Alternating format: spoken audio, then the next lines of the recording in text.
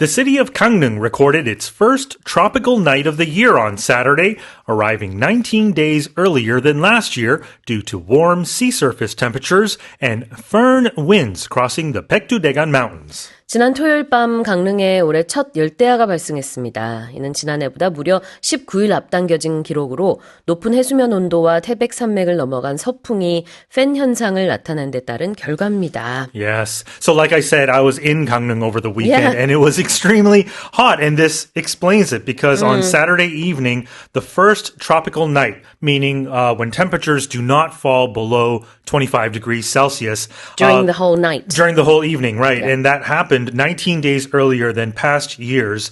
The lowest temperature on at 5:02 a.m. to be exact on Saturday was exactly 25 degrees. And the reason for this, you know, Gangneung is obviously just east of the Baekdu-daegan Mountains there, and these unseasonably high temperatures were heavily driven by these warmer surrounding seas and hot, dry firn winds, as they call it, over the region. 이 firn winds라고도 하고 Feign winds라고도 하죠. 스펠링도 F-O-E-H-N이라고 쓰기도 하고요. F-O 위에 라고 하나요? 점점 올라가서 이렇게 H-N 이렇게 쓰기도 하는데 스펠링도 두 가지 또 발음도 여러 가지가 존재합니다. 대체적으로는 이제 fern, feign 다 가능한데 이 팬 현상 때문에 어떻게 보면은 강릉에서 이렇게 열대야를 겪게 됐는데요.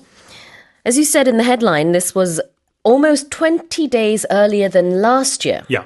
So if it's this hot already, that means the summer is probably going to be a very hot summer again, if this is any indication. But like I said, you know, Gangneung being geographically where it's situated, these warm winds that come down the mountains, and depending on what region you're from, if you're from the LA area, it's known as the Santa Ana winds. You know, other places in the Rocky Mountains, it's the Chinook winds. So different names for different regions. But I think in general they call it the Föhn winds here. 그래요. 가장 더웠던 그 열대야가 좀 빨리 찾아왔던 2019년 또 2014년에 이어서 이번에 세 번째로 빠른 열대야였습니다.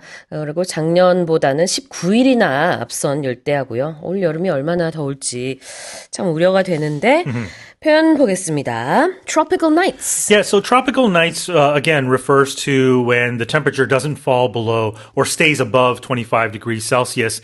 And it's more commonly used in Korea and places like Japan. Yeah. Obviously, if you go to Southeast Asia, they're not going to call it tropical nights because their climate is already in a tropical climate. So just be aware of that if you're speaking with someone not from this region. They might not understand that. 그러네요. 한국이 아닌 나라에서는 또 이런 열대야라는 개념 자체가 생소할 수 있습니다. 사용하지 않을 수도 있고요. 우리는 이제 밤사이 기온이 25도 이하로 떨어지지 않으면은 열대야라고 하죠. 영어로는 tropical nights. In the singular form, tropical night. 자, 뭐뭐 때문이다.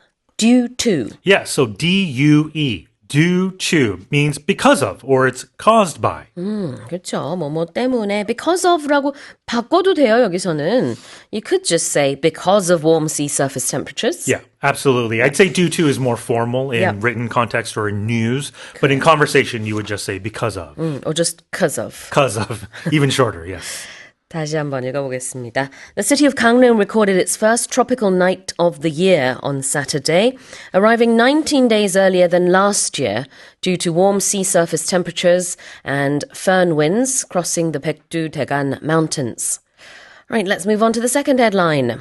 17 countries have launched a new pact to strengthen cooperation on protecting critical undersea infrastructure, such as submarine internet cables, though analysts warn the initiative may face limitations due to the notable absence of both the US and China. 해저 케이블 같은 수중 인프라를 보호하기 위해 세계 17개국이 상호 협력을 강화하는 수중 인프라 방어 교류 지침을 발표했습니다. 하지만 여기 불참한 미국과 중국의 빈자리가 큰 관계로 향후 이 협정이 한계에 부딪힐 수 있다는 경고도 나오고 있습니다. Yeah, so this agreement or this pact happened on the sidelines of the Shangri-La dialogue happening in Singapore over the weekend. But believe it or not, all our internet communications depend a lot on these underwater infrastructure. We're talking data traffic through these fiber optic cables under the water. But what happens when something is damaged or cuts happen? So these countries, about 17 of them, mostly in Southeast Asia, Europe, Australia, and the Middle East, agreed on this. Now, the problem is the two biggest countries or the two biggest economies in the world, the U.S. and China, were notably absent from this, prompting concerns from about analysts that the effectiveness of this agreement could be limited. 그러니까 수중 인프라에 대한 여러 가지 방어를 함께 정보도 교류하고 그다음에 협력하면서 나아가자라는 내용의 구속력은 없는 지침입니다. 많은 나라가 참여를 했어요. 많은 아시아 국가들, 그다음에 아태 지역 국가들, 또 유럽 국가들도 많이 이번에 같이 동의를 하기는 했는데 미국이 빠졌고 중국도 빠졌습니다. Let's have a look at facing limitations because of these two heavyweights not taking part. Right, so that means there are restrictions or constraints, I could say, or boundaries that prevent this pact from being very forceful in its enforcement. So this project faces limitations. 이 프로젝트는 여러 가지 한계가 있습니다라는 뜻인데요. 한계에 부딪히다, 직면하다, face라고 표현을 할 수가 있겠죠. What about a notable absence of America and China? Yeah, so if something is absent, that means it's been omitted, not included. But if it's notable, that means you expect something to be there, but it's notable that it's missing, right? Yeah. It stands out. Notable, 눈에 띄는 absence, 빈자리. 그냥 빈자리도 아니고요. 너무나 큰 빈자리입니다. Because we are talking about the very important parties of the US and China. It's obviously notable. Noticeable is another similar word, not quite the same. 자, 다시 한번 읽어보겠습니다. 17 countries have launched a new pact to strengthen cooperation on protecting critical undersea infrastructure, such as submarine internet cables, though analysts warn the initiative may face limitations due to the notable absence of both the US and China. Japan's population has decreased by more than 3 million people over the past 5 years, driven by a deepening crisis of low birth rates and a severely aging society, according to the country's Internal Affairs Ministry. 일본에서 저출산 고령화에 따른 인구 감소세가 갈수록 심화해 최근 5년 동안 일본 인구가 약 310만 명 줄어든 것으로 나타났다고 총무성이 발표했습니다. So, just under 3.1 million people less now in Japan, right? Yeah, there's this sort of demographic crisis, much like here in Korea as well. Japan's population actually peaked back in 2010. About 16 years ago when it reached just over 128 million. But compared to 2020, like you said, it's down 2.5%.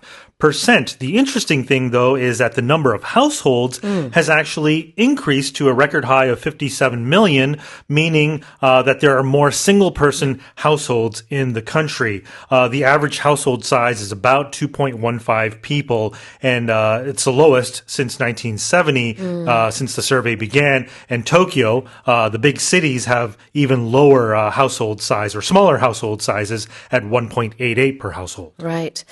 The population census in Japan is held every 5 years. So the latest one, 2025, came after 2020. And so every 5 years we have a look at the population size of Japan and other data as well related to that.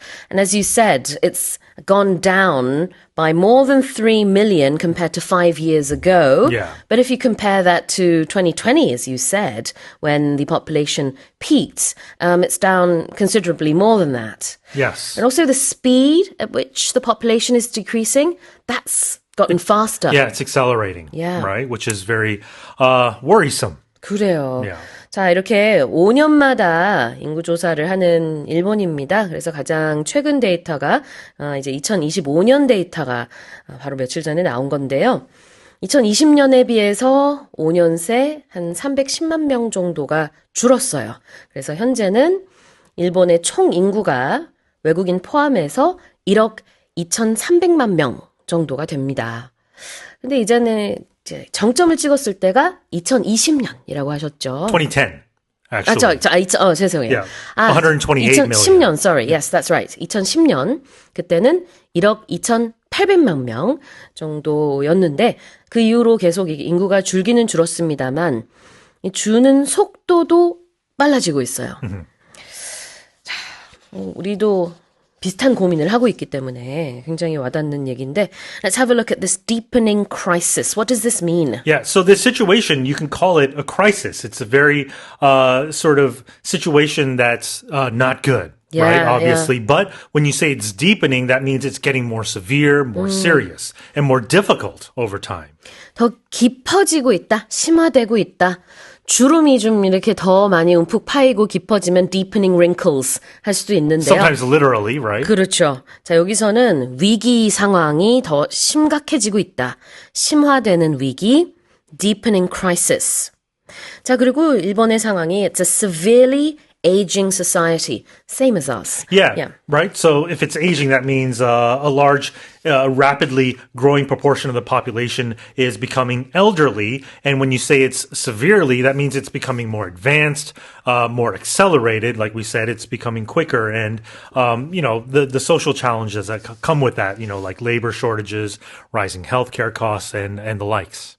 severely, 심각하게 aging, 고령화되어 가고 있는 society, 사회. 그래서 심각한 고령화 사회가 되겠습니다. 근데 이제 또 그 얘기를 해주셨죠, 아까. The number of households has actually increased, even though the population has decreased. 인구 수는 줄었지만 가구 수, households는 늘었다. 즉, 1인 가구가 굉장히 많아졌다라는 것을 시사하죠. 다시 읽어보겠습니다. Japan's population has decreased by more than 3 million people over the past 5 years, driven by a deepening crisis of low birth rates and a severely aging society, according to the country's Internal Affairs Ministry. Let's move on to the next headline. A study from the University of Exeter in the UK finds that consistent consumption of beetroot juice significantly lowers blood pressure in older adults by promoting oral microbiota changes that enhance vascular health. 영국 엑세터 대학 연구진이 비트 주스를 꾸준히 마신 고령층에서 혈압이 눈에 띄게 낮아졌다는 연구 결과를 내놨습니다. 이는 주스 섭취에 따른 구강 미생물 환경의 변화가 혈관 건강을 개선하는 효과를 낸 것으로 분석됐습니다. Yeah.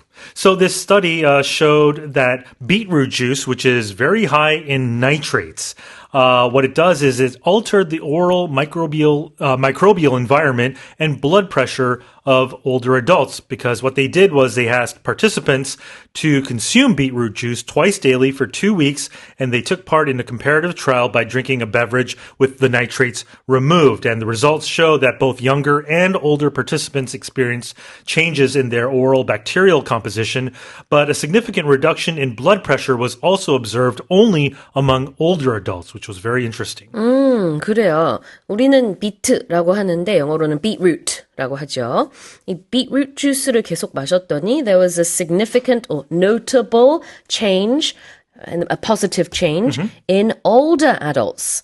Not so much in younger adults. Yeah, because nitrates or nitric oxide helps dilate blood vessels and improve blood flow. And since the ability to generate this declines as we age, researchers explain that beetroot juice may help compensate for the decline in these microbiomes. 그래요. 영국에서 실시한 실험에서 30세 미만 어른이라고 그러면 그러네요. 성인. 30세 미만 성인 한 40명 정도, 그 다음에 60, 70대 성인 역시 40명이 좀 안 되는 이렇게 총 70몇 명을 상대로 실험을 연구해봤더니요.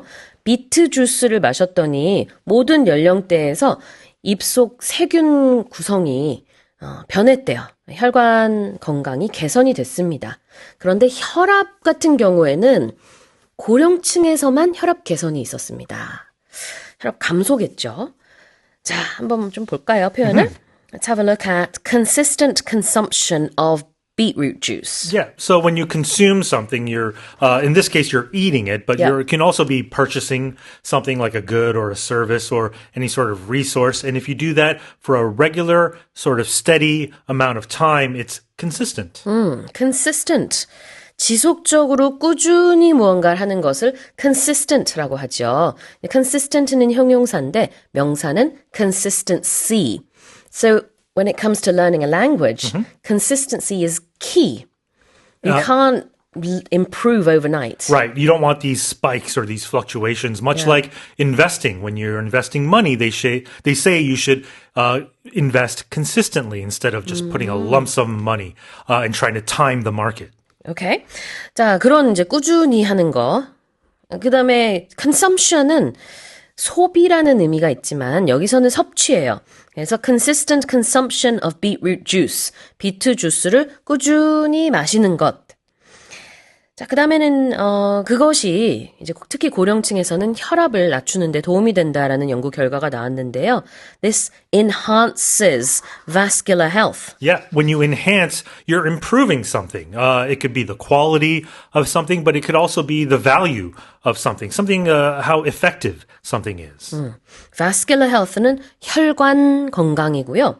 enhancing은 향상시킨다. 그래서 혈관 건강을 개선하는 효과를 내는 것으로 드러났다고 합니다. 그리고 또 어려운 단어 하나 더 있었는데요. biota. biota. 발음이 좀 어렵네요. 어떻게 쓰나요, 이 단어? 이 뜻은 그 미생물을 얘기하고 있는데 무슨 뜻이 스펠링이 어떻게 되죠? Yeah, so micro, M-I-C-R-O, meaning very small, and biota, B-I-O-T-A, and bio we know it's the root form for life, right? As in biology. So microbiota, we're talking about all the living sort of microorganisms, things like bacteria, viruses, fungi, that inhabit or are in a specific environment. 아, 그래요. 그래서 이 체내에 있는 미생물들을 마이크로바이오타라고 하는데 여기서는 구체적으로 입 속에 있는 마이크로바이오타, 구강 미생물 환경을 얘기하고 있습니다. 다시 한번 읽어볼게요. A study from the University of Exeter in the UK finds that consistent consumption of beetroot juice significantly lowers blood pressure in older adults by promoting oral microbiota changes that enhance vascular health. Let's move on to the final headline. Korean PCbangs, or 24/7 internet cafes, are rapidly emerging as a popular tourist attraction for foreign visitors, who are drawn to these venues to experience a vibrant esports culture while enjoying an extensive variety of unique food options. 24시간 운영되는 인터넷 카페인 한국 PC방이 외국인 관광객들 사이에서 새로운 관광 코스로 주목받고 있다는 소식입니다.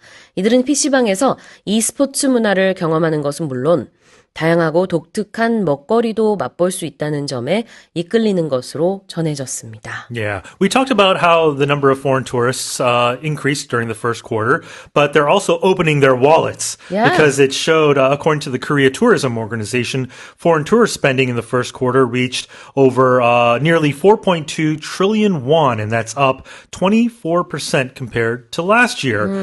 So it's not just that they're coming and seeing things, but they're also experiencing things too, like PCbangs, like norebangs. And I always like to experience cultures when I visit a new place, and PCbangs are becoming more and more popular. Yeah, I think that's the biggest difference between Hallyu these days and in the past. It's that people want to experience the normal things that Koreans do, as opposed to just going to the tourist attractions. Especially for repeat visitors, right? Repeat visitors, yes, exactly. When was the last time you went to a PCbang? Do you remember? So I'm not a big, gamer. Okay. So I really don't go to PCbangs. And this is sort of a trend worldwide. Aside from Korea, internet cafes are very hard to find now because a lot of them closed down. A lot of them closed down because people have smartphones now. But there's a unique culture here in Korea that still make PCbangs very attractive. Yeah, exactly. I think the last time I went was probably about 20 years ago. But I don't play computer games. So for me, it was mostly to enroll in certain classes. Because the computers in the PC bangs, they are so much faster than the ones at home. And if you want to buy a ticket or if you want to enroll in a popular course at school, then the PC bang computers are a little bit better than the ones at home. You need the one click, as they call it. Yes, exactly. 그래요. 자, PC방이 이렇게 인기입니다. 근데 영어로 다양하게 표현을 할 수 있어요. 그냥 PC방이라고 하기도 해요, 요즘에. 그렇지만 또 다른 말로 설명을 한다면 the 24/7 internet cafes. Yeah, meaning that they're open all the time. All throughout the day, continuously, without stopping, is how we describe something that is 24/7. We just say 24/7. 24/7. 자, 24시간 주 7일.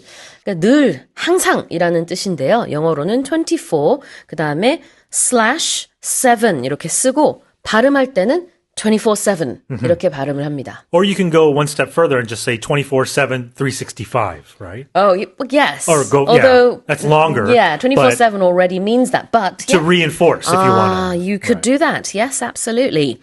그렇죠. 그래서 그냥 늘 뭐뭐 하다.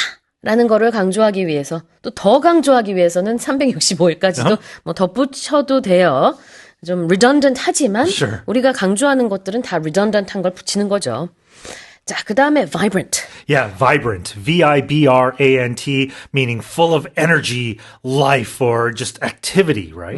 Exactly. Vibrant는 굉장히 활기차다라는 뜻이 있습니다. So experiencing, a vibrant esports culture, 그걸 하기 위해서 PC방을 찾는 외국인들이 늘고 있다고 하는데, 그렇죠. 인터넷상으로 여러 가지 뭐 게임이나 스포츠나 이런 것들을 하는데 이게 아주 다채롭고 좀 화려하고 그런 것 같습니다. 이렇게 묘사하고 있네요. Yeah, like colors can be very vibrant, right? But also things like the nightlife scene in Seoul could be very vibrant as well. Exactly. And mukbangs at PC bangs are popping up here and there on social media. And people will eat ramyeon with, I don't know, maybe a fried egg on top in the PC bang with the headphones. And then they'll just shoot themselves, as in recording themselves. And I guess this is quite fascinating for people to see overseas. And what's funny is mukbang, the bang, is different from the bang in PC bang, right? 그렇죠. 그 먹방의 방은 방송이고 PC방의 방은 방이니까. But I've seen foreigners confuse that sometimes. It can be confusing. It sounds the same. 동음이어네요. 외국인의 입장에서 볼 때는. 자, 다시 읽어보겠습니다.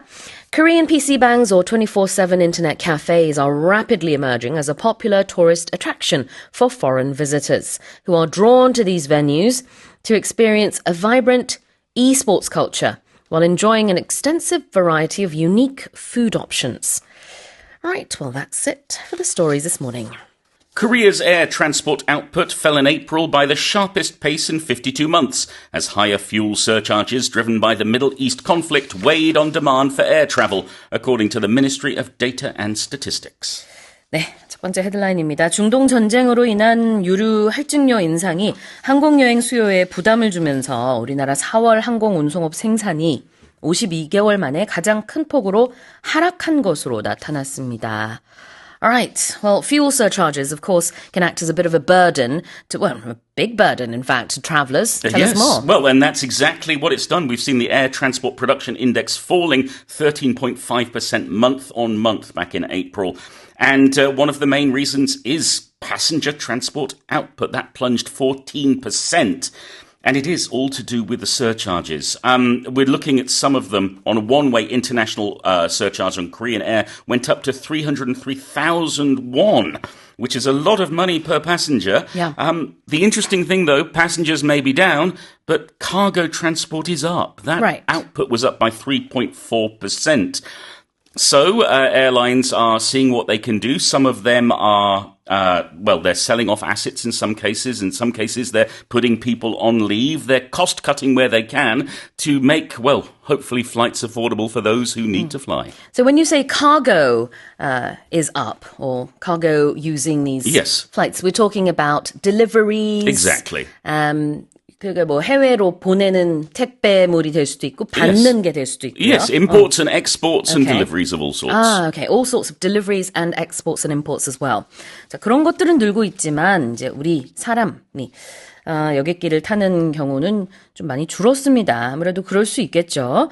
자, 표현을 좀 보도록 할게요. The first expression to look at here is output. Yeah, if you listen to the headline and found that word a bit strange in relation to air transport, I find it a bit weird too. It's the right word, but I'm just not used to using it in this way. Because the word output, I think of production. Yeah. So what we are producing, that is our output. We think of a computer. The input is what you put in, the output is what you get out of it. But we can also use it, like in this case for Korea's air transport output. We're just talking about the amount that's done or the amount that's coming out. Output. One word, O-U-T-P-U-T, is normally 결과물. But in this case, we can say it's 생산량 because we're talking about the 항공운송업 생산지수. Yes. But it's just paraphrased. 조금 Yes. 더 풀어서 영어로 표현을 하고 있는데요. 이 항공운송업 생산 지수가 이제 13% 정도 감소했다는 얘기를 하면서 영어로 좀 air transport output라는 말로 쉽게 그나마 좀 쉽게 말을 하려고 하는 거죠. 그래서 air transport 항공운송 output 뭐 생산량 이런 정도로 직역을 할 수 있을 것 같습니다. 자, 다음으로 weigh on something. Well, if something weighs on something else, it's putting some kind of burden on it or some kind of pressure on it, some kind of weight on it. So in this case, we've got the Middle East conflict is putting pressure or putting this burden on the demand for air travel, and that's giving us higher fuel surcharges. We can also use it when something is weighing on our mind, for example, when we have a burden on ourselves emotionally. It could be physical, could be emotional. Weighing on demand is what it says here. So I guess that means that's what caused it, perhaps? Yes, I think I may have misspoken. It's the higher surcharges are weighing on the demand. So it's causing pressure on the demand. Less people want to fly because there are higher surcharges. 아, 그래요. 그러니까 weighing on something이라고 하면은 cause는 아니고요. 여기서는 이제 부담을 준다라는 뜻이 있어서 여행을 하고 싶은 그런 이제 수요는 있지만 거기에 부담을 주는 것이 바로 이 유류 할증료의 급등인 거죠. 네. 그 부담감으로 인해서 즉 그것으로 인해서 가격이 많이 올랐기 때문에 사람들이 예전보다 비행기를 이용하지 않는 모습이었습니다. 그래서 실제로 이제 이런 유류 할증료 급등으로 항공 운송의 생산 지수가 지난달 그 전달에 비해서 아까 13%, 13.5% 네. 줄었다고 말씀하셨죠. 그래서 이게 52개월 만에 최대폭으로 줄어든 것이라고 볼 수 있습니다. Alright, so let me read this one more time. Some of these expressions sometimes weigh on me. Me too. 가끔씩은. How am I going to explain this on the radio? 네. 네, weighing on someone, 누군가에게 부담을 준다, 힘들게 한다, 이러이러한 이제 안 좋은 악영향을 미친다. 자, 그럼 다시 한번 읽어보겠습니다. Korea's air transport output fell in April by the sharpest pace in 52 months, as higher fuel surcharges driven by the Middle East conflict weighed on demand for air travel, according to the Ministry of Data and Statistics. All right, let's move on to a different story. This time it's about tourism. This is headline number 2. Korea's royal palaces and tombs drew nearly 18 million visitors last year, driven by a massive 7-fold surge in foreign tourists compared to 2022. 지난해 국내 궁과 능을 찾은 관람객이 1,800만 명에 달한 가운데 이 중 외국인 관광객 수는 2022년 대비 7배 늘면서 증가세를 견인하는 모습을 보였습니다. Okay, so a lot of people went to see the palaces and tombs here? Yes, it's an unprecedented number, the most we've had. And when we look back at just after the pandemic, coming out of COVID, when during COVID we had very few visitors, we're now 7 times the number compared to 2022. So it's a huge amount, a huge increase. I mean, this year as well, we had BTS performing in Gwanghwamun, which got a lot more people coming as well. Yeah. I think Korea and Korea tourism organizations have taken the palaces seriously. There's lots more going on. There are night tours, which are absolutely amazing. Yeah. There are all sorts of events going on at the palaces, including media and arts events. And the other thing is we've got pretty good palaces. We now rank 11th when it comes to UNESCO's World Heritage Sites. And we're 11th in the world. We got 60 of them, and they're all worth a visit. Yeah. So it's great to see foreign tourists coming in and enjoying Korea's history and culture. I think everybody should. Yeah, definitely. 그러니까 올해 1월부터 4월 사이에요. 우리나라에 있는 궁궐과 이런 유적지, 능 등등을 많은 관람객들이 찾았습니다. 그래서 이 역대 최다를 기록했다는 소식입니다. In fact, it says here that it was a 7-fold surge Yes. compared to 2022. That's massive. Yes, 7-fold meaning 7 times the number. It's another way of saying, it's a double would be 2-fold, triple Yeah. would be 3-fold. We don't say septuple, so we say 7-fold. 7 times the original number. 그래요. 특히 외국인 관광객이 정말 많이 늘었다고 하죠. 네. 그래서 지금 그 얘기를 하고 있는 건데요. 외국인 관광객이 2022년에 비해서 7배나 늘었다. 7 times more foreign tourists visited Korea's royal palaces and tombs compared to 2022. Another way of saying this is there was a 7-fold increase Yes. in the number of tourists. 7-fold라는 것은 7배에 달하는 그다음에 increase or surge 네. or any other word that means the same thing 뒤에 붙이면 됩니다. And massive means very big. Exactly. What about to draw people? If we talk about drawing people, we're not using paper and pencil. We're talking about bringing people in. Yeah. Like we talk about somebody drawing a crowd or drawing people into the theatre or the cinema means they are attracted and they want to come visit. So we talk about some big event may have some kind of draw because a celebrity will be there. And so people will come in or there's going to be a special lottery or prize giving, whatever it may be. So we talk about events and people drawing people to them, meaning they make them come, they attract them. I love what you did there because you introduced the noun form Yes. of this word.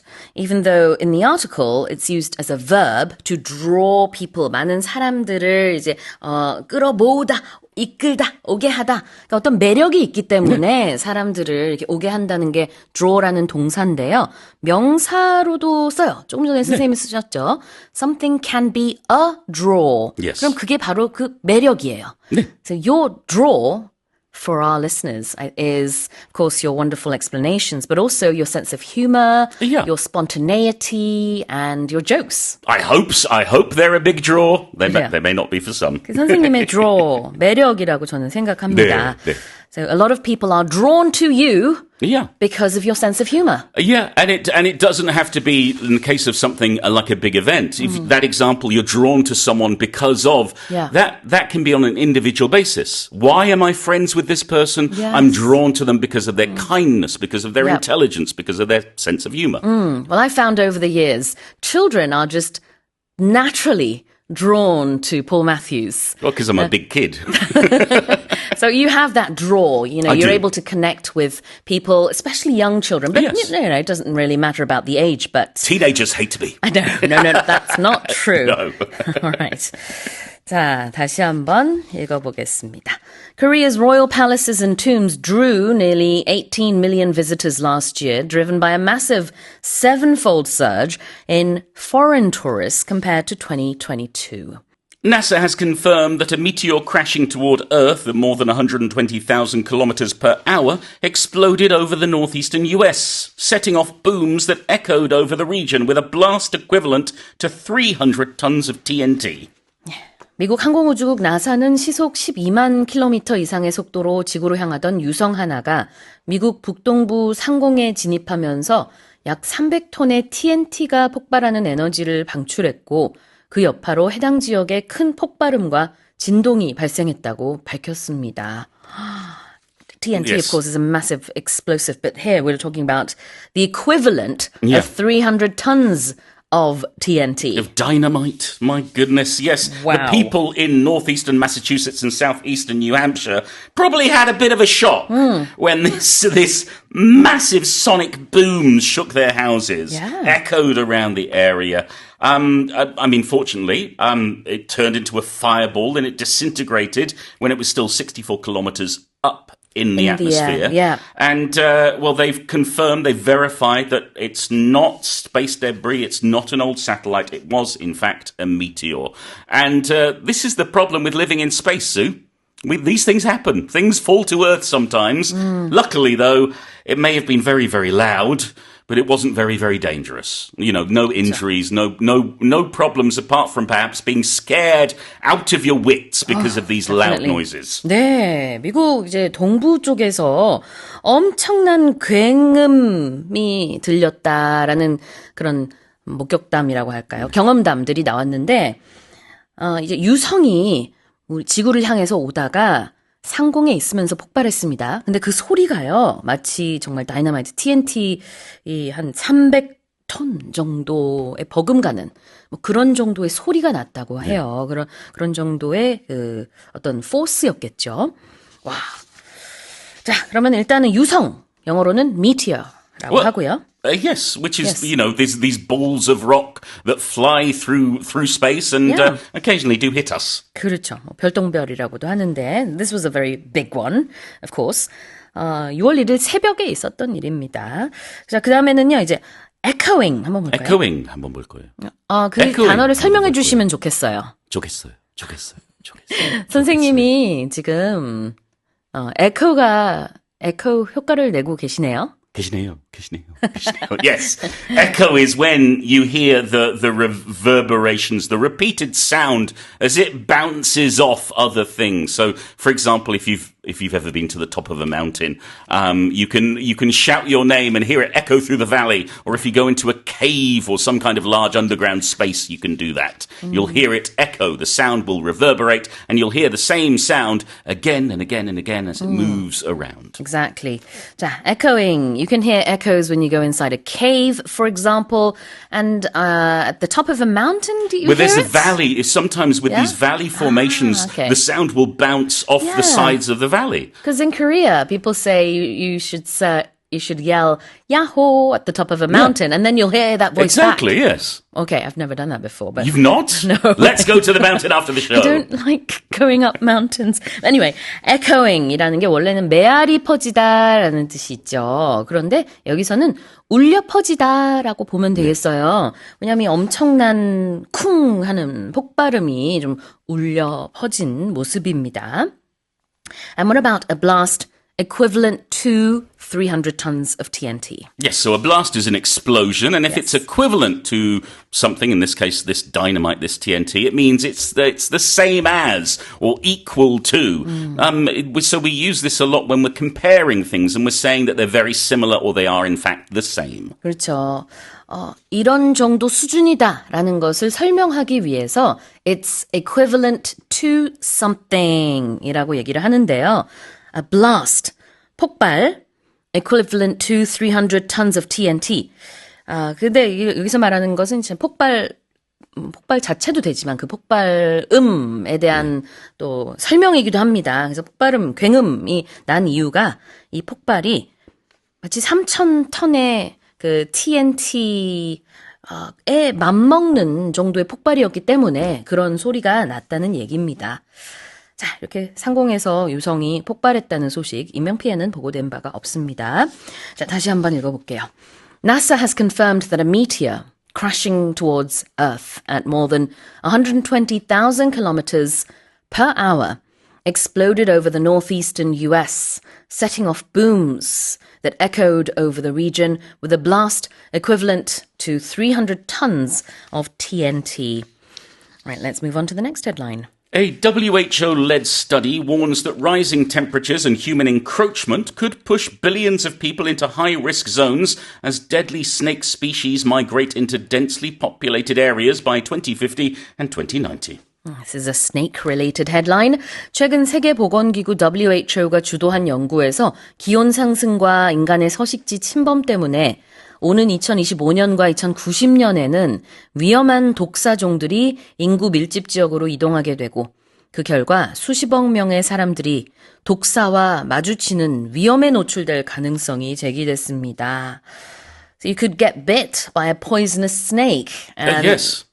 Anywhere, I guess. Well, certainly in countries where they do have these dangerous, highly venomous snakes. So we're right. talking about North America, for example, they have the cottonmouth moccasins.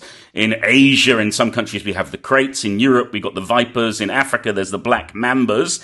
And the worry is that they're projected to move into areas where, well, they've never been dealt with before. Yeah, and it's all to do a with lot of us, people live, us yeah. expanding, us encroaching on various areas, moving into areas we weren't before, which means humans come into contact with more species. The other bad news is that whereas some of these snakes are going to keep going and will live in the city, Snake in the City sounds like a great title for a film. Well, it could be, yes. But there are other snakes that are more vulnerable that may well face extinction in certain areas because of climate change and other issues. So we could see snakes meeting humans in some areas and snakes disappearing entirely in others. 그래요. 사람이 독사와 마주치는 경우가 점점 늘어날 수 있다는 얘기인데요. 기후변화 때문에 독사의 서식지가 점점 북쪽으로 이동하고 있대요. 네. 특히 미국 같은 경우에는 독사의 서식지가 무려 25%나 증가해서 사람들이 사는 이런 인구 밀집 지역으로 이 독사들이 가서 살게 되는 거죠. 그러니까 앞으로는 2050년, 2090년 쯤에 우리가 좀 예측을 해보면 이대로 간다면은 독사 물림 사고가 상당히 늘 수 있다. 아우 너무 무섭습니다. Let's have a look at the word human encroachment. Yes, encroachment is some kind of intrusion, some kind of advancement into somewhere you don't belong, where you shouldn't Right. be, or somewhere that belongs to someone else. So, for example, if I was to get up from my microphone, I won't do it now, Sue, don't worry, and I was to walk over to Sue's microphone, push her out of the way and start speaking into it, I would be encroaching on her space. I would be taking over her space without permission, Right. without asking, without invitation. So the angle that this word takes is that the humans should not be where they are, that they are encroaching, they are sort of taking over Yes. land where the animals used to, I guess, roam. Well, still are, but if they encroach, then, well, those animals will be forced to live within these urban or suburban areas. 그래요. 그러니까 지금 이 human encroachment라는 것은 인간이 잊지 말아야 할 곳에 영토를 침범해서 거기까지 가서 산다는 얘기가 됩니다. 그러니까 원래도 인간이 살고 있는 도시 지역 또 뱀이 그쪽에 가서 살 수도 있겠지만 사실은 이게 양방향으로 다 움직인다고 봐야 되겠죠. 독사의 서식지도 늘고 있지만 우리 인간이 어떻게 보면은 이 동물들이 살았던 지역을 우리가 침범해서 거기서 살고 있다. 그런 의미도 돼요. 그러다 보니까 겹치는 부분이 많아진다. Yes, so the snakes are minding their own business. It's all about us encroaching on them. Got it. 그래요. 그 다음에는 이제 densely populated areas. A densely populated area means there are lots of people. It's heavily populated. If something is dense, it has a lot of something within it. 그래요. dense. 굉장히 빽빽하다. 그 밀도가 높다. 이런 뜻이 되겠습니다. dense라는 게 근데 슬랭으로 썼을 때는 좀 안 좋은 뜻이 될 수 있거든요. I don't know. 무슨 Never 말인지 heard of 모르겠어요. 선생님 너무 댄스하다. You're so 죄송해요. 너무 Yeah. 기분 If- 나쁘셨죠? Yeah, you don't want to say that to someone because it can in slang mean that you're calling someone stupid. You're saying that they're not clever. 그렇습니다. 지금 예시로 좀 보여드렸는데 댄스라는 게 좀 머리가 안 좋다라는 슬랭의 의미도 있어요. 그러나 이제 원래 의미는 빽빽하다, 밀도가 높다. 여기서는 densely populated areas니까요. 인구 밀도가 높은 지역이 되겠습니다. 다시 읽어볼게요. A WHO-led study warns that rising temperatures and human encroachment could push billions of people into high-risk zones as deadly snake species migrate into densely populated areas by 2050 and 2090. All right. Well, our final story is about watermelons. Let's have a look. New research suggests that watermelon could do more than quench your thirst. It may help improve heart health, fight cancer, and even aid weight loss due to its dense nutritional profile. 수박에는 여러 영양소가 풍부하게 들어있어 단순한 수분 보충 기능을 넘어 심장 건강 유지와 암 예방, 심지어 체중 감량에도 도움이 될 수 있다는 연구 결과가 나왔습니다.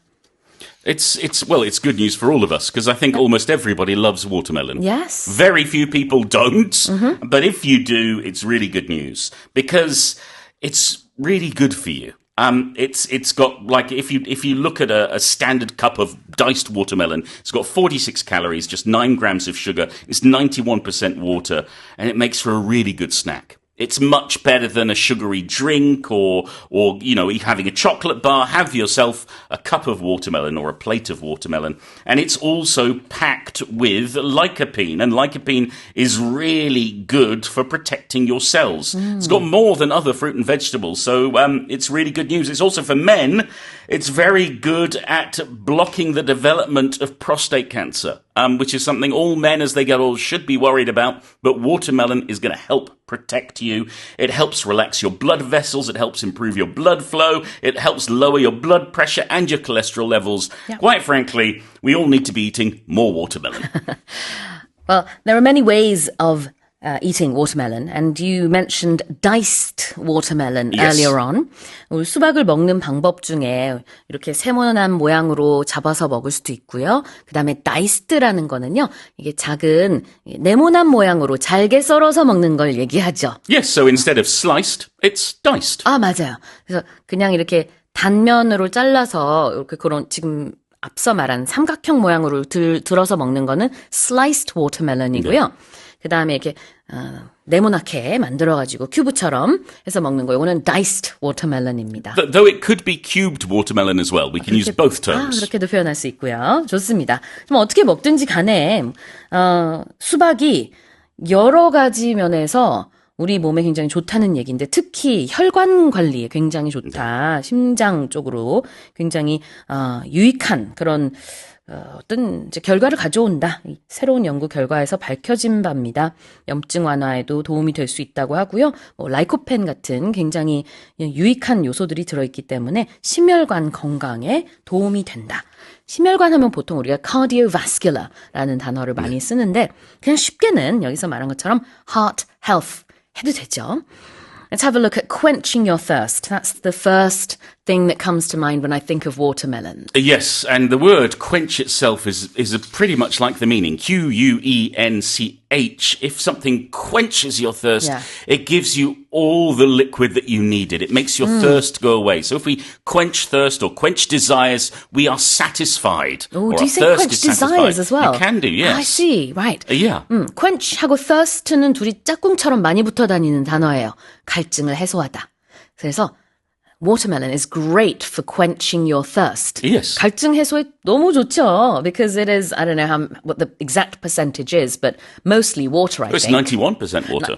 Wow, okay, so there you go. Like cucumber is also very good for quenching your thirst. They're like cousins, basically, watermelon and cucumber. 그러게 말이에요. But we are focusing on watermelon, of course, here. And things that make you not be thirsty anymore. Yes. They quench your thirst. They do. You don't quench your hunger. You quench your thirst. No, that's right. Quench your thirst. 요 두 단어가 같이 손잡고 많이 다닙니다.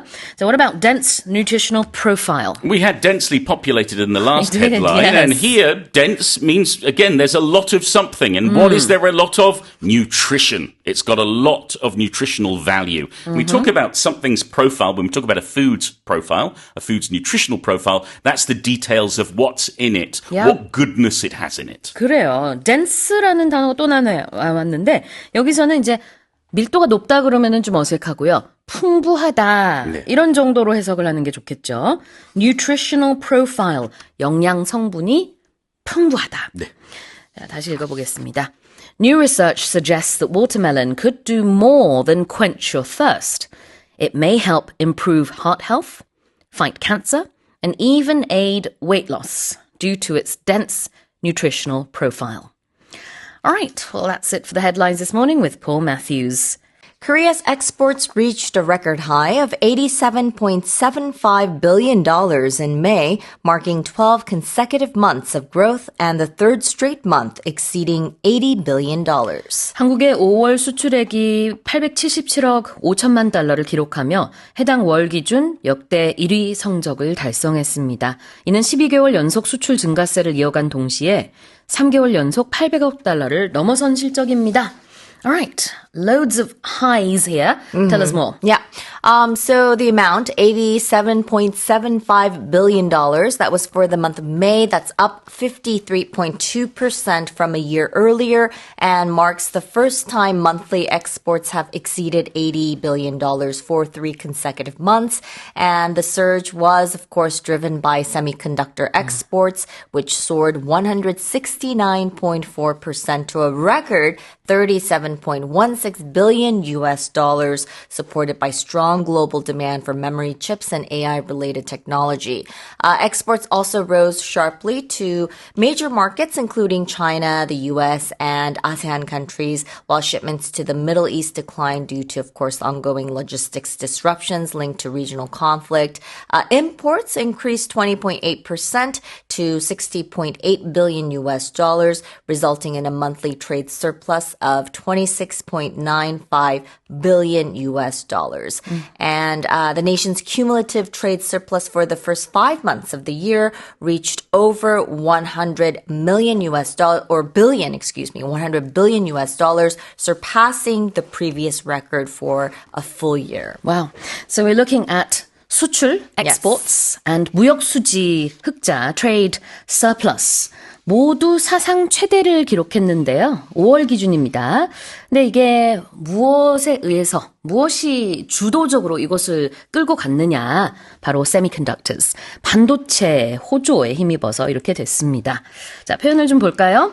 We're looking at big figures for 3 straight months, or in this case, for the third straight month. Third straight month, right. So when we say something straight, it means that an event or a trend or a condition or something has occurred consecutively or in a row without any interruption. So even in the headline, I think we do use the term consecutively. Yep. And it means continuous, back-to-back, meaning that there was no break in between.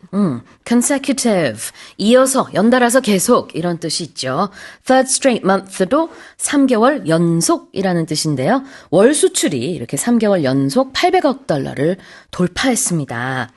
자, 근데 넘어섰다, 돌파했다. Exceed. To exceed. It means to go beyond a set limit or to be greater than a particular number, amount, or expectation. So in this case, it was larger in size, quantity, or degree.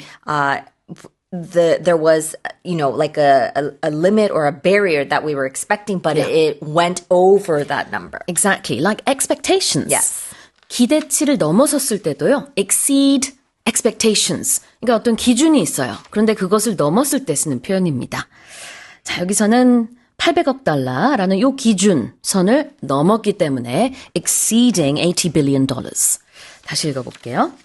Korea's exports reached a record high of $87.75 billion in May, marking 12 consecutive months of growth and the third straight month exceeding $80 billion.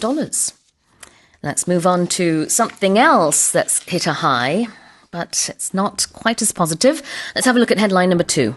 Consumer prices rose by the largest margin in over 2 years in May as Middle East tensions drove up oil prices, pushing year-on-year inflation to 3.1%. 중동 전쟁으로 유가가 상승하면서 5월 소비자 물가가 2년여 만에 가장 큰 폭으로 올라 전년 동월 대비 3.1% 상승한 모습을 보였습니다. We're looking at the 물가 상승률. Yeah. Tell us more. Yeah, so perhaps this affects us more in terms of, how much we spend daily or monthly, what goes out of our pockets. So the consumer price, it marked the fastest rate of inflation at 3.1% in the month of May since March of 2024. Of course, it was because of higher global oil oil prices linked to the Middle East crisis that pushed up costs across the economy. Petroleum prices surged 24.2%, which was the largest increase since July of 2022 following the outbreak of the Russia-Ukraine war, and were the main driver of overall inflation. Service prices also climbed nearly 3% at 2.8%, with international airfares jumping 33.5%. Which was the sharpest increase since related records began in 1995, of course, largely due to higher fuel surcharges. Meanwhile, core inflation, which excludes food and energy prices, rose 2.5% year on year, indicating broader underlying price pressures. And the data suggests that rising energy costs are increasingly feeding into transportation and service sector prices. 그래요. 그러니까 5월의 소비자 물가를 보게 되면은 같은 달 1년 전년 동월 대비 3.1%가 올랐습니다. 이 상승률이요. 2년 2개월 만에 최고치예요. 그러니까 많이 느끼셨을 것 같은데 What drove the consumer prices up? 아까도 이제 drive semiconductors drove exports라고 했는데 무엇이 이것을 주도했느냐? 이번에는 이제 국제 유가 상승입니다. 그로 인해서 이제 결과적으로 이제 가장 물가가 많이 오른 분야 석유류예요. 뭐 휘발유, 경유, 등유 이런 거 다 되겠죠. 특히 경유가 많이 올랐다고요. Yep. 네, 그로 인해서 소비자 물가가 상승한 폭이 굉장히 컸습니다. Let's have a look at some expressions. The first one is by the largest margin. So if something goes up or rises by the largest margin, it means that an amount or number or value has increased by a bigger gap or quantity than during any other time being compared. 이게 바로 가장 큰 폭으로 라는 뜻이에요. margin이라는 게 우리 A4 종이에서 비어있는 그 테두리 부분, 요런 폭을 영어로 margin이라고 하는데요. 자, 여기서는 가장 큰 폭으로 물가가 상승했다. It grew, it went up, it rose by the largest margin. 그 다음에 전년 동기 대비라는 뜻으로 year on year. Year on year. So there's a hyphen in between year on and year, and you might have seen it written as capital Y, lowercase O, capital Y, and it's a financial term that's used to compare data from one period against the same period from the previous year. We also say year over year. 그렇게 YOY로 썼을 때는 year over year라는 뜻으로 많이 쓰기도 하죠. Yeah, and it doesn't have to be year. You could say, year on year. I've seen it used for other month cases, on month on month, Yep. where you're comparing that same time period Exactly. with the same time period in another time frame. 그렇습니다. 자, 그럼 다시 한번 읽어볼게요. Consumer prices rose by the largest margin in over 2 years in May, as Middle East tensions drove up oil prices, pushing year-on-year inflation to 3.1%. Korea is launching the 온책방 digital library service today, providing free public access to 220,000 ebooks and audiobooks nationwide through December. 22만여 종의 전자책과 소리책을 무료로 열람할 수 있는 전자도서관 온책방이 오늘부터 12월까지 전국적으로 운영됩니다. Tell us more. Yeah, so this is according to South Korea's Ministry of Culture, Sports and Tourism. They are launching the digital library service called 온책방, and it will go on through December. It offers free access to ebooks and audiobooks on the first Wednesday of each month, which is designated as Culture Day. So users who register can borrow up to 3 ebooks and 1 audiobook for 14 days, while participation in reading events can increase borrowing limits. And the service has expanded this year to include about 220,000 titles, That's roughly 70,000 more than last year, with over 3,000 new books added monthly and a new audiobook streaming feature.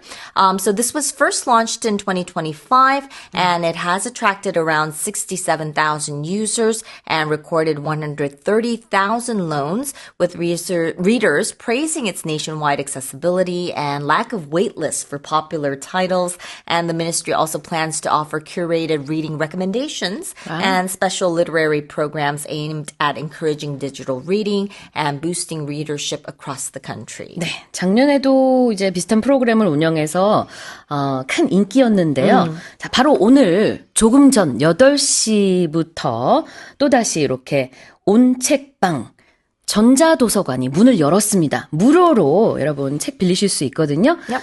인터넷 연결만 되면 됩니다. 그래서 검색을 그냥 온책방 이렇게 검색해서 들어가시면 돼요. 저도 지금 싹 들어가서 봤더니 오픈이 됐고요. 이제 이거 같은 경우에는 오늘부터 12월까지 매월 첫째 주 수요일, 여러분 문화요일인 거 아시죠? 그래서 요 날에 계속해서 무료로 빌리실 수 있습니다. 전자책 3권, 소리책, 그러니까 오디오북 3권, 한 권, sorry. Yeah. 총 4권. Yeah. 맞나요? Yep. 네. 전자책 3권, 소리책 1권. 이렇게 해서 14일 동안 무료로 대출하실 수 있어요. 자, 표현을 좀 보겠습니다. Free public access. Right, free public access. So it means that it can be a place, it can be a service like 온책방, or it can be information or a resource. It means it's available for anyone in the general public to use or view without paying any entry fee or subscription cost. 무료로 누구나 접근할 수 있다. 그러니까 이제 가운데 이제 public가 들어있는 것은 일반인 누구나 공공의 것이다라는 뜻이 되겠죠? Yep. 누구나 무료로 이용할 수 있다. Providing free public access. 22만 종의 전자책을 무료로 이용하실 수 있거든요. So this provides free public access to 220,000 ebooks. And this is going to be available to anyone with internet access here in Korea from today through December. Right. So when you use through, it means it's continuing, something is continuing until a certain point. So in this case, it's continuing until December, or happening during a whole period. So you might have heard the museum is open Monday through Friday, and that means it's open from Monday until Friday. So up to and including Friday. And through is just a very versatile word that's used to indicate like movement from one side to another, like we're going through a tunnel, or maybe a method of doing something, like or like we mentioned, a period of time. So it's very, very versatile. Exactly. When you're going through a difficult phase in your life, 이것도 어려운 시절을 겪고 있는 건데요. Yeah. 영어로는 going through it. Yeah. Or you might have found like a job through a friend. Oh, yeah. Yeah. So lots of different ways to use this word. 친구를 통해서 그 일을 찾게 됐다. through. 통해서도 되고요. 아니면은 무언가를 겪고 있다가 될 수도 있는데 지금 같은 경우에는 날짜가 나오니까요. 언제까지. Yep. So Monday through Thursday we're live. 월요일부터 목요일까지. Today through December you can borrow books free of charge through this online library. And, earlier on I said anyone in Korea, but I guess if you have internet access, anyone in the world can borrow if you these. sign up, Korean books. And, registration is basically the only thing you need to do. 간단한 가입 절차만 이제 하시면은요, 빌리실 수 있을 겁니다. 자, 확인해 보시고요. 다시 한번 읽어볼게요. Korea is launching the 온책방 digital library service today, providing free public access to 220,000 ebooks and audiobooks nationwide through December. Let's move on to the next headline. The World Meteorological Organization has warned that global temperatures will likely hit record highs by next year, with a 5-year average through 2030 projected to rise up to 1.9 degrees Celsius above pre-industrial levels. 세계 기상기구 WMO는 앞으로 2030년까지 5년 평균 기온이 산업화 이전 수준보다 최대 1.9도 오를 것으로 전망하면서 역사상 가장 더웠던 해 기록이 내년쯤 경신될 확률이 높다는 경고를 내놨습니다. Tell us about this report. Yes, it's a bit frightening to It think is. about it because it's already very hot. But yes, the agency is estimating that global temperatures, are expected to remain near record highs over the next 5 years. They're saying that there's an 86% chance that at least 1 year between 2026 and 2030 will be hotter than 2024, which was the warmest year on record. It also projects a 91% probability that at least 1 year will exceed 1.5 degrees Celsius above pre-industrial levels. In 2024, global temperatures reached about 1.55 degrees Celsius above the 1850 to 1900. That's the pre-industrial level average, marking the first year to surpass the 1.5 degrees threshold linked to the Paris Agreement. And the report warned that continued warming could increase the risk of extreme weather events worldwide that we report on a lot of times on Morning Special. 방금 전에 Paris Agreement, 파리 협정 얘기를 하셨어요. 실제로 이제 파리 협정에 의하면은 기후 재앙을 막기 위해서 이 1.5도씨 임계점을 절대로 넘어서는 안 된다. 그래서 산업화 이전 수준보다 1.5도 이상 기온이 오르면은 안 된다라는 것에 우리가 다 동의를 하고 그렇게 오르지 않도록 노력을 하고 있음에도 불구하고 이 WMO 보고서에 따르면은 어쩌면은 1.9도까지 오르는 그러면 우리가 그 임계점 넘는 거거든요. Yeah. 그런 상황까지 갈 수도 있다라는 보고서가 나왔습니다. 2024년이 이제 역대 가장 더웠던 해로 기록이 되고 있는데 곧 그걸 넘어설 것으로 보고 있다고 합니다. We have to do something about it. Yeah, And quick. And I mean, I don't think we need a report. We probably We even know feel it. it. Yeah, exactly. Yeah. 자, 그러면 한번 표현을 보도록 하겠습니다. Something will likely hit a record high. Yeah. When you say something hits something, we're talking about like we're saying that it's highly probable that it will reach a target. It's almost certain to reach that specific number, Yeah. goal, or perhaps a location as well. 그래요. reach, 도달하다의 의미를 이 hit가 가지고 있습니다. 그래서 여기서 말하고 있는 global temperatures, 세계 기온이 will likely 이럴 가능성이 있습니다. hit, 도달할 가능성이 있어요. record highs, 기록적인 최고 기온을 거기에 도달할 가능성이 매우 높다. 빠르게는 뭐 내년 Yeah. 또 그럴 수 있다. 이런 좀 무서운 보고서 내용입니다. What about compared to pre-industrial levels? Yeah. So we mentioned a specific time frame. So it's from 1850 to 1900. And that's what climate scientists generally use to refer to as pre-industrial. And that's the baseline climate conditions, the average global temperatures, and maybe the atmospheric greenhouse gas concentrations that existed before the rise of heavy industrial manufacturing. 그래요. 이제 pre-anything, pre가 붙으면은 이전의라는 뜻이 있는데요. pre-industrial, 산업화 이전의 수준, levels. 그래요. 그럼 다시 한번 읽어보겠습니다. 지금 이 헤드라인에는 조금 전에 우리가 배웠던 through도 나와요. through 2030, 2030년까지. 자, 다시 읽어볼게요. The World Meteorological Organization has warned that global temperatures will likely hit record highs by next year, with the 5-year average through 2030 projected to rise up to 1.9 degrees Celsius above pre-industrial levels. Right, well, here's our final headline. Belgium, the world's largest exporter of frozen fries, is struggling with a surplus of potato inventory following a bumper harvest, U.S. tariffs, and the Iran war, driving spot market prices for fries down to €0 per ton. 세계 최대 냉동 감자튀김 수출국인 벨기에가 이례적인 풍작, 미국의 관세 정책, 중동 정세 불안 등으로 인해 감자 공급 과잉 사태에 직면하면서 감자튀김 가공용 감자의 현물 시장 가격이 톤당 0유로까지 떨어진 것으로 보도됐습니다. Right, so a few years ago, I believe the spot price of fries in Belgium was about 600 euros. That's 100만 원. Mm-hmm. Now it's €0. What's Does that going mean it's on? free?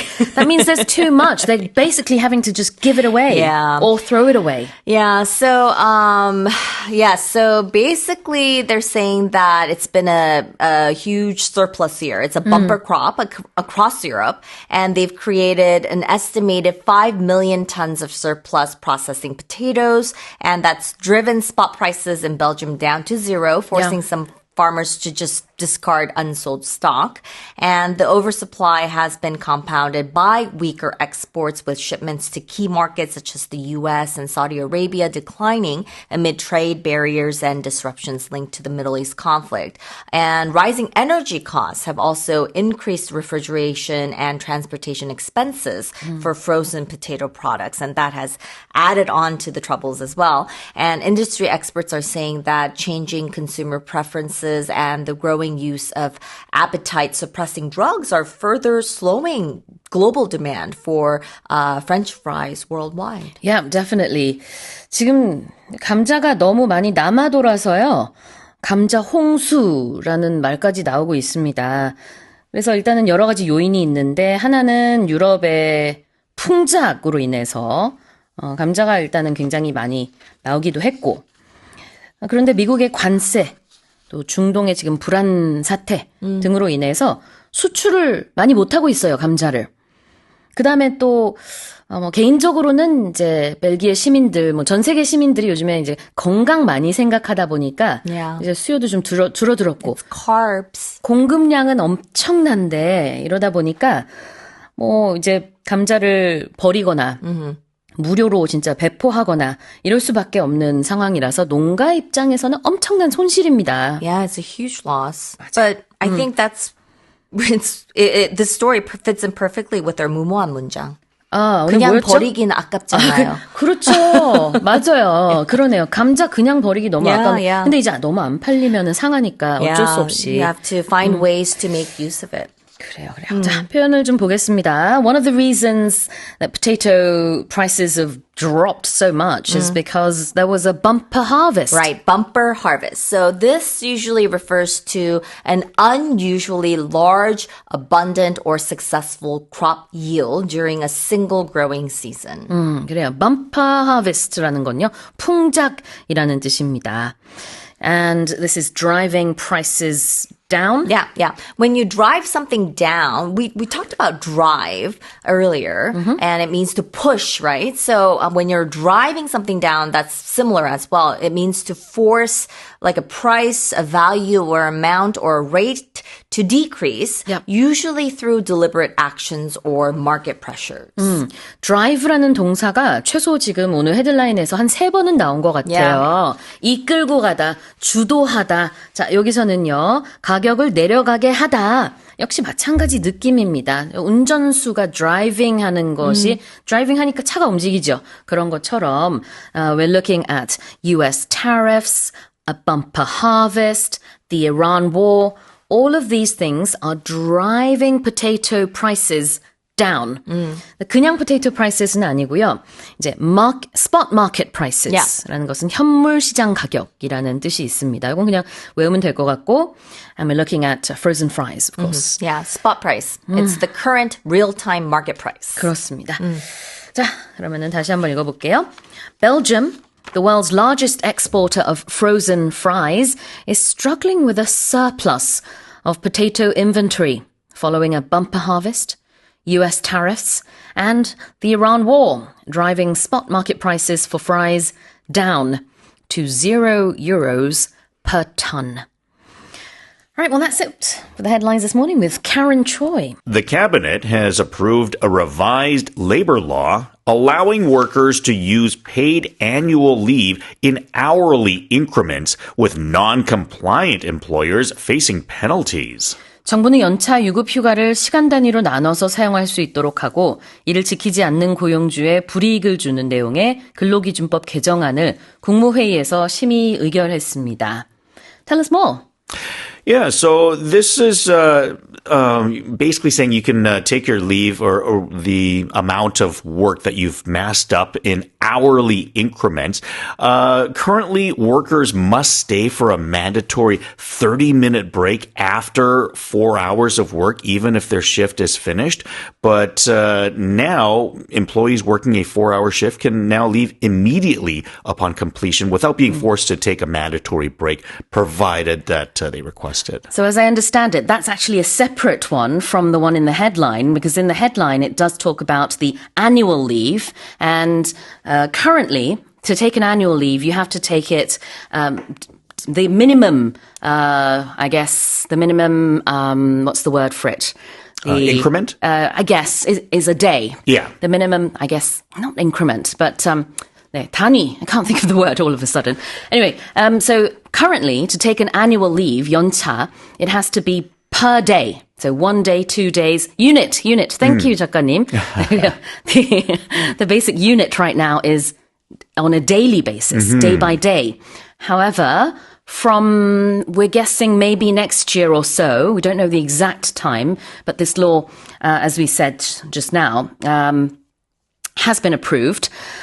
So people will be able to take hourly yearly leaves off. So for example, if you need to go to the pharmacy, for example, or you just need to go for a quick doctor's visit. Dentist appointment. A few hours. Yeah. You don't have to take the whole day off because that's all money, right? Yeah. So you can take just a few hours off and then save the rest of the hours for another day. And then separately, there's that issue of working 4 hours. Currently, every 4 hours, you have to take a 30-minute break.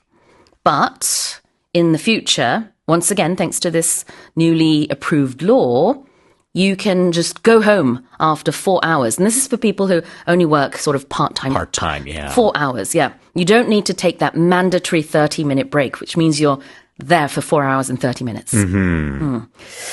Very interesting. Tell us about the expression paid annual leave. Paid annual leave, meaning that when you're an employee of a company, you're expected to receive a certain amount of time off. Sometimes we call it vacation time. Sometimes we'll call it holiday time. Sometimes we'll call it paid leave, meaning that this is time that you're still paid for, even though you're not working. Paid는 유급, leave는 휴가. 근데 어떤 휴가요? Annual leave. 연차인데 유급 연차가 되겠죠. 유급 휴가인 그런 연차. 그래서 앞으로는 네. Do you want to say something? Oh, no. I was just going to say, sometimes, like in this particular case, we're talking about paid annual leave, like you mentioned, as it's a yearly thing. That's part of your contract. But if you were just taking paid leave without the annual in there, then you can request time off, and you're still getting paid for that period of time to a certain degree. We talk about maternity paid leave quite often as well. So if you've given birth, then these days, more so than in the past, you can receive a certain amount of payment even though you're not working at your company anymore. Exactly.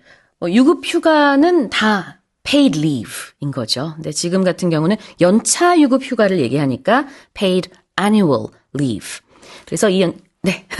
Sorry. I was going to say, it's sometimes the one difference that sometimes you'll also hear is a leave of absence.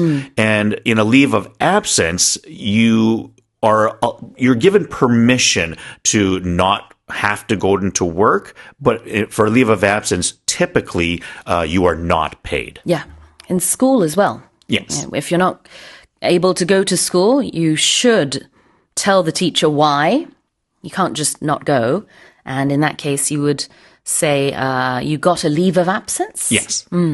그래요. 이제 학교를 뭐 어떤 이유에서든 결석하게 될 때도 그 표현을 쓸 수 있고 회사에서도 결근을 할 때 leave of absence라는 표현을 쓸 수 있는데요.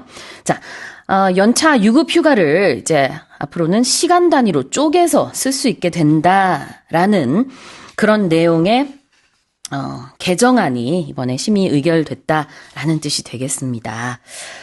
And officers that are non-compliant, bosses that are non-compliant, they could be penalized. Yeah, someone who is non-compliant is someone who is not obeying the law or obeying a particular rule that has now been put in place. So if you are compliant, then it means that you are doing as told or doing as you're supposed to do. And we'll often hear the word also just comply. Yeah. This is something that you're supposed to do, that you're expected to do. Do you comply? Right? Like you might hear a law enforcement officer say that, or okay. in movies, will say, come out with your hands up. Do you comply? Like, are you accepting what we're asking you to do? comply라는 것은 어떤 규칙 같은 걸 지킨다는 뜻이 있어서요. non-compliant라는 것은 지키지 않는, 위반하는 이라는 뜻이 되겠습니다. 그래서 이런 연차 사용, 시간별로 나눠서 쪼개서 하는 그것을 받아들이지 않는 고용주라든지, 뭐 불이익을 주는 고용주라든지 이런 경우가 있으면은 또 역시 뭐 어떤 방식으로든 뭐 처벌을 받는다든지 처벌의 내용은 들어있진 않습니다만 고용주에게 불이익이 갈 수 있다. 또 이렇게 표현이 되고 있습니다. Alright. They say it normally takes about 6 months to a year or so after such a revision has been approved at the cabinet, by the cabinet, to actually come into effect. So we'll have to wait maybe until next year. Yeah, it's going to take some time. It is.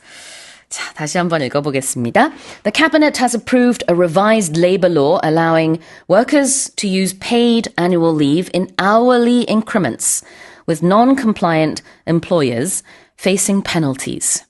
Let's move on. A survey by the Ministry of Science and ICT finds that the country's generative AI adoption rate has reached 78%, with more than half of users multi-homing across competing platforms. 과학기술정보통신부의 조사에 따르면 생성형 AI의 국내 이용자 비율은 78%에 이르며 이 중 2개 이상의 플랫폼을 동시에 쓰는 이른바 멀티호밍 이용자들이 절반 이상인 것으로 나타났습니다. We all seem to be using AI. Absolutely. And especially the younger generation, as they say that it's 92.6% for users in their 20s. And you mentioned more than half of all AI users are multi-homing, using multiple platforms. Yeah. And the numbers there, 53.2% in that regard. So not just using one platform, but more than one. 그래요. 19세에서 69세 사이 한 2,500명을 상대로 조사를 실시해봤더니 AI를 이용하는 사람들이 78%나 된다고 합니다. 10명 중에 거의 8명이 사용을 하고 있다라는 얘기가 될 텐데요. 그중에서 2개 이상의 플랫폼을 이용하는 퍼센티지가 50% 이상이었습니다. One other interesting stat that I found was in terms of people trusting the news or information that they're getting. Yeah. The rate that people trusted that I'm using AI and I'm trusting, that actually only came in at 47.1%. So more than half the people actually aren't trusting AI completely, which they do say you have to be careful with some of the information you get, because it's not like this is like a system that knows everything. All it does is finds articles and things from the past, but there are incorrect things that some people just post on the internet. So sometimes it can find incorrect information, and it seems that a lot of people are not trusting it completely. Yeah. When it comes to trust, we can't completely trust AI. not just yet. Don't Yeah. know about the future. 신뢰 문제죠. Yeah, and I've asked certain AI platforms certain questions just to make up like a trivia question. And when I asked the question, I looked at the respondents that I got, and I was kind of like, wait a minute. That's not right, or that's not true, and I double checked my answers on that, and I was Yeah. like, wait a minute, yeah, it was like totally wrong on some of these trivia questions that I was asking it. Sometimes you really do have to double check. Oh, yeah. or triple check. 그래요. 뉴스 신뢰를 이 AI를 통해서 할 때 얼마나 신뢰하느냐라는 항목에 대해서는 47%만 신뢰한다라고 했어요. 그러니까 절반이 좀 안 됩니다. 이용하는 사람들은 굉장히 많지만 또 이제 좀 구체적으로 보게 되면은 그걸 그대로 우리가 쓸 수는 없죠. 실제로 그렇게 생각하지 않는 것 같고 그렇지만 무려 76%의 사람들이 업무 또 학습 생산성 향상에 이 AI가 도움이 된다라고 대답을 했습니다. 가장 많이 쓰는 AI 플랫폼은 ChatGPT였겠죠? Probably, 네, because 네. I mean, it was the first one to really make it big. 그렇습니다. But yeah, there's so many out there nowadays. 맞아요. 그래서 이 설문조사에 의하면은 1위 가장 많이 쓰는 AI 플랫폼은 68%가 챗GPT. 그다음에 2위는 좀 많이 차이가 나는데 13%가 Gemini를 많이 쓴다고 했습니다. Alright, let's have a look at some expressions. The adoption rate. Adoption rate meaning how many people are accepting it or buying into this, using it, being involved with it. 그래요. 도입률, 이용률, adoption rate. What about platform? Platform is a system or maybe a multimedia item that you might use to sort of amplify the work that you're participating in. 사실 우리가 외래어로도 많이 쓰는데 무언가의 기반이 되는 플랫폼 그대로 그냥 말하기는 하죠. 그래서 여기서 말하는 거는 이제 컴퓨터 시스템, 소프트웨어를 이용하는 거, AI 그냥 AI라고 해도 되는데 this platform 이런 그런 기반이라고 얘기를 하고 있습니다. Another expression here that I wasn't too familiar with is multi-homing. I didn't know about this expression. Yeah, multi-homing, in this case, you're using more than one platform, essentially. Yeah. 그렇죠. 그래서 이 멀티호밍이 꼭 AI가 아니더라도 원래는 누구나 자신의 어떤 목적을 달성하기 위해서 2개 이상의 플랫폼을 이용할 때 멀티호밍 한다라고 한답니다. 네, 여기서는 AI 얘기했죠. 자, 그럼 다시 한번 읽어볼게요. A survey by the Ministry of Science and ICT finds that the country's generative AI adoption rate has reached 78%, with more than half of users multi-homing across competing platforms. A recent analysis from the UK medical community suggests that the women depicted in Leonardo da Vinci's Mona Lisa may have suffered from health issues such as obesity, high body mass index, and high cholesterol. 레나르도 다빈치의 작품 모나리사 속 여성에게 비만을 비롯해 체질량 지수와 콜레스테롤이 모두 높은 건강 문제가 있었을 가능성이 영국 의료계의 최근 분석에서 제기됐습니다. Oh dear, the Mona Lisa wasn't the fittest, the healthiest person out there. Apparently, she was known as Lisa del Giocondo, and I guess they're saying in the painting she had some very uneven skin tones, small lumps that were visible on the back of her hand that, people were saying these could be leading to certain medical conditions. Assuming, of course, that the painting was that accurate of exactly what she looked like, then it could be something where there's like, oh, wait a minute. Well, if this is if we're going to take this as a photo, then these would be some conditions that she could have. Yeah, well, they say she was a mother of 4. So again, just considering everything that comes with giving birth, especially if you've had that many children, then it's not surprising that she might have had some health issues, but to be able to tell that you had, cholesterol or obesity issues is quite remarkable. Yeah. And, this is just something that was discussed within the medical community there. So it's probably just kind of a fun thing, I would imagine, that they started chatting about rather than like, let's analyze this painting in this particular way. 그래요. 자, 그래서 이 사진이 아니죠. 그림인데 사진이라고 좀 가정을 하고 분석을 해본 겁니다. 이 그림상에 보면은 피부 톤이 불균형하고 손등에 작은 덩어리가 보인답니다. 자, 이런 거로 미루어 짐작하건대 모나리자가 여러 가지 건강상의 문제가 있었을 것이다. 체지방률 높았을 것이고 콜레스테롤 레벨도 높았을 것이다. 등등의 분석이 새롭게 나왔습니다. Very interesting.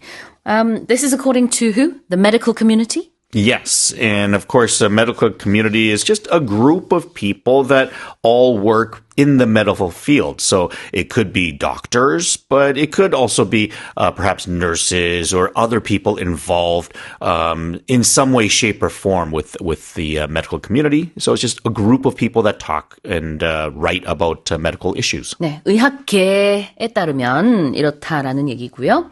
And what are health issues? Health issues are problems with your health. So anything usually negative, I think, that's discussed about what could harm you medically. 그렇죠. 건강상의 문제입니다. health issues라는 게. 특히 이 그림이 그려졌을 르네상스 시대에는요, 이게 풍채가 좋은 게 어떤 부의 상징, 권력의 상징이었다고 해서 그때는 지금과는 완전히 다르게 약간 살집이 있는 게 좀 더 있어 보이고 그랬던 것 같아요. 그래서 지금 또 어떤 추가적인 예측이 나왔냐면 나중에 미래에 한 2020년대의 그런 초상화들을 보는 우리 미래 후손들이 봤을 때는 와, 이 시대 사람들은 이렇게 살 빼는 것을 좋아했구나. 마른 게 좋았던 그런 세대였구나라는 얘기가 나올 수 있을 정도로 요즘은 우리 인식이 많이 달라진 거죠. 건강하다라고 했을 때 우리는 좀 날씬한 사람들을 많이 생각하니까 인식의 차이. 네. 자, 다시 한번 읽어보겠습니다. A recent analysis from the UK medical community suggests that the woman depicted in Leonardo da Vinci's Mona Lisa may have suffered from health issues, such as obesity, high blood mass index, and high cholesterol. Let's move on to the next headline. Chewing food thoroughly acts as a vital blood pump for the brain, delivering cognitive and digestive benefits, including heightened memory, reduced stress, and enhanced calorie control, according to the BBC. BBC 보도에 따르면 음식을 충분히 씹는 습관은 뇌로 공급되는 혈류량을 늘려 기억력 향상, 스트레스 완화, 칼로리 조절 능력 강화 등의 인지 및 소화 관련 이점을 가져다 주는 것으로 나타났습니다. You have to chew your rice properly. Yeah, they say, you want to chew things 40 times is a number that's often cited. That's a lot. It is a lot. And I guess it depends on what it is that you're chewing. If you're having porridge, then I'm sure you don't have to chew it that much. Right. But if it's a tough piece of steak, then you might want to chew it even more than 40 times. 그러니까요. 우리 이제 부모님들이 밥 그렇게 삼키지 말고 꼭꼭 씹어 먹어라 하는 데는 다 일리가 있었네요.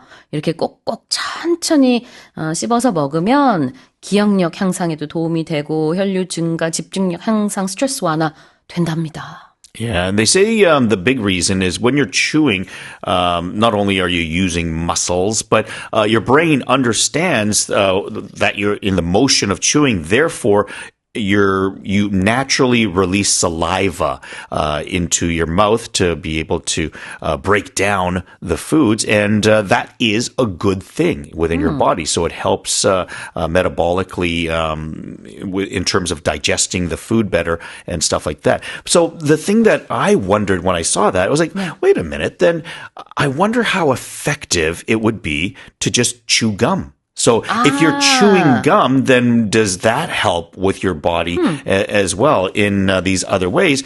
And they actually did say that chewing gum has been shown to boost concentration, intelligence scores, and alertness by up to 10 to 20% during demanding tasks. But they also mentioned that those effects only last about 15 to 20 minutes. Oh, okay. 이렇게 천천히 씹는 행동이 우리 인지 기능에 도움이 될 수 있다라고는 하지만 그렇게 뭐 장기적으로 가는 건 또 아니네요. Yeah. It made me kind of wonder because I know a lot of baseball players. Especially if you watch movies or see close-ups, a lot of them like to chew bubble gum, especially when they're in the batter's box. So maybe it allows them to focus better on pitches coming in. So, or I don't know, but maybe it is something behind that that's actually proven scientifically. 네, 지금 이게 BBC 보도에 따른 건데 굉장히 여러 가지 연구를 다 끌어모아서 종합적으로 이렇게 발표를 BBC 측에서 뭐 발표라기보다는 보도를 한 거예요. 그러다 보니까 이제 터키 연구에 따르면은 매일 30분 이상 껌을 씹으면 스트레스 완화, 뭐 불안 감소에 도움이 된다. 수술 전에 어떤 불안감을 완화시키는데 도움이 될 수도 있다라는 국내 연구도 있고요. 그다음에 또 뭐 여러 가지 다양한 유럽의 연구도 뭐 포함이 돼 있고 여러 가지 그 씹는 것과 관련된 연구들을 종합적으로 이제 분석해서 낸 기사입니다. Right, let's have a look at acting as something. Acting as something is like taking on the role of something. So you are doing this. That could be similar or exactly as what it's talking about. 무엇의 역할을 하다. Today, Jason is acting as our newscaster, but on a daily basis, you act as a husband and a father and a friend, and then, of course, you act as a sportscaster when you're doing your other jobs as well. 이런 식으로 이제 act as는 어떤 역할을 하다인데요. Chewing food thoroughly, 아주 이제 천천히 꼼꼼하게 씹는 행동이 it acts as a vital blood pump for the brain. 뇌를 위한 그 혈류 펌프 역할을 해준다. Alright, what's heightened memory? Heightened would be like raising the level, raising the bar on something. So if you think of heightened, you think of how, the word height in there, you might think of how tall something is or something that's going up. Yeah. So think of it in that way as it's improving your memory, as it would be saying in the article. 고조되고 고양된 것, 높아진 것이 heightened입니다. 기억력이 좋아진다는 얘기겠죠. 자, 그 다음에 기억력 향상 이렇게 또 해석을 할 수 있을 텐데요. 다시 한번 읽어보겠습니다.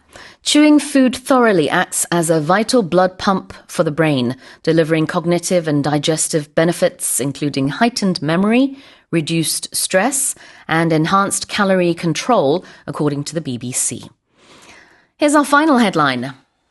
More than 1,000 people dressed as Marilyn Monroe gathered for what would have been the legendary blonde bombshell's 100th birthday, setting a new Guinness World Record. 매력적인 금발 미녀의 대명사인 전설적 배우 마릴린 먼로의 탄생 100주년을 기념하기 위해 1,000명이 넘는 사람들이 먼로의 분장을 하고 한자리에 모여 이 부문 기네스 세계 기록을 세웠습니다. Tell us more. Yeah, so a total of 1,037 Marilyn Monroe impersonators gathered. This was in downtown Palm Springs. And yeah, they set a new record. The former record stood at just 254 impersonators. That was back in 2020 in Australia. And the organizers, they were hoping to get 500 impersonators. But yeah, they got much more than they bargained for with over 1,000, more than double their intended goal. So 1,000 people dressed in that iconic white dress. Is it the 7-year itch? I don't know the exact movie, but yeah, 네. the title anyways. But yeah, I think 그래요. we know the iconic dress that she's always wearing. 네, 그렇습니다. 메릴린 먼로의 너무나 아이코닉한 흰색, 그 바람에 날리는 그 치마 있잖아요. 바로 이제 7년 만에 외출이라고 우리말로는 번역을 했었는데, 영어로는 7-year itch거든요. 그 영화 속 그런 그 모습을 좀 연상시키는 모습으로 1,000명 이상이 모였습니다. 메릴린 먼로는 1926년 6월 1일 태어났습니다. 그리고 이제 36살의 굉장히 젊은 나이에 1962년에 사망을 했죠. 근데 바로 2026년 6월 1일 며칠 전이 메릴린 먼로 태어난 지 딱 100년 되는 날이었습니다. Alright, let's have a look at what would have been. What would have been is something that could have, might have happened or been something, but it didn't actually take place. So we're talking about something that's hypothetical. So she was not alive for her 100th birthday, but if she were alive on that particular date, then that would have been her 100th birthday. 그렇죠. 살아 있었다면은 뭐뭐였을 것이다. 이 느낌이에요. So the 1st of June 2026 would have been Marilyn Monroe's 100th birthday had she been alive. What about blonde bombshell? Blonde is talking about the color of her hair. Yeah. And a bombshell is an expression we'll use to describe someone who's very attractive. And I would say typically we're talking about a female. So an attractive female of some sort. And back in those days, I mean, yeah, Marilyn Monroe was seen as an icon of beauty and certainly someone that was very attractive to everyone. 그렇죠. 보통 여성한테는 bombshell이라고 예전에 많이 했었어요. 요즘에는 PC 세상이기 때문에 이런 표현도 잘 안 씁니다만 그래도 어쨌든 마릴린 먼로의 시대에는 bombshell 그러면은 이제 정말 매력적인 섹시한 여자 그런가 하면은 이제 너무나 매력적인 남자 가수 뭐 보이밴드 멤버 heartthrob 아니면 뭐 이제 남자 배우 heartthrob 이렇게 많이 부르기는 했었죠. 자, 근데 이제 마릴린 먼로가 또 금발머리로 굉장히 유명하잖아요. 원래 태어났을 땐 그 머리 색깔 아니었다고 해요. She wasn't a natural blonde. 그렇지만 그런 이미지로 제일 유명하죠. Blonde bombshell. 자, 다시 읽어보겠습니다. More than 1,000 people dressed as Marilyn Monroe gathered for what would have been the legendary blonde bombshell's 100th birthday, setting a new Guinness World Record. And that's it for the headlines.